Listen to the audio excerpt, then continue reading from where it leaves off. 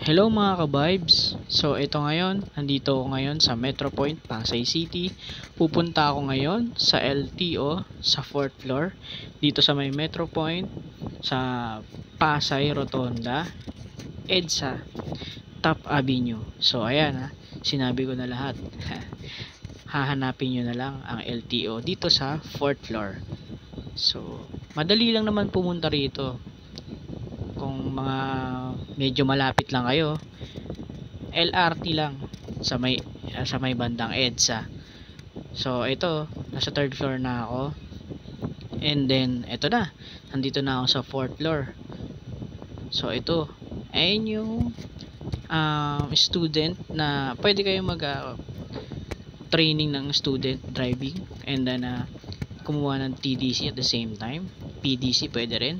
Ito na yung LTO. So ito, akala ko maaga pa, pero ang dami na pala.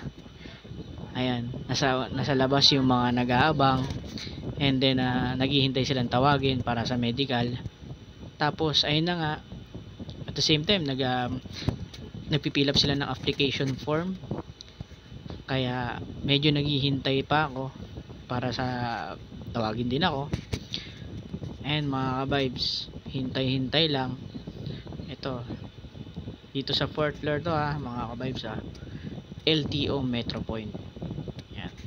Naghihintay lang ako para tawagin ako para sa medical. So ayan, ayan na si ate. Siya yung nagtatawag ng mga applicant for medical. At the same time siya rin yung nagbibigay ng mga license pagtapos na. So ayun mga vibes, tapos na ako. Yan mga vibes. So ayun, tandaan nyo, meron dito sa Metro Point, Pasay City, sa may EDSA Rotonda. Ayan, dito sa may tabi ng Time Zone, 4th floor. So ayun mga ka-vibes,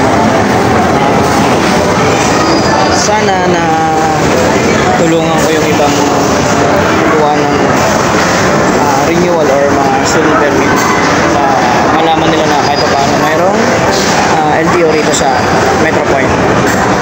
So dito sa 4th floor.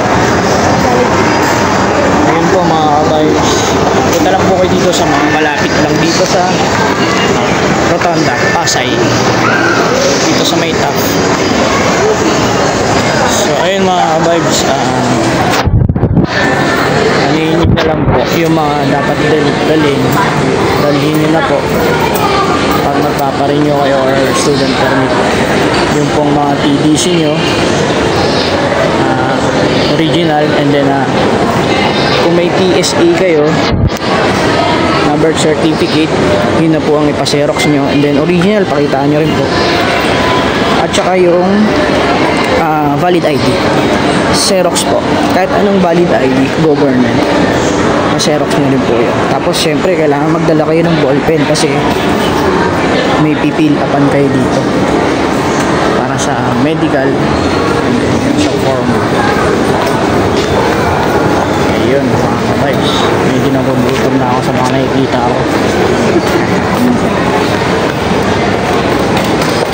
Okay mga vibes, uwi na ako.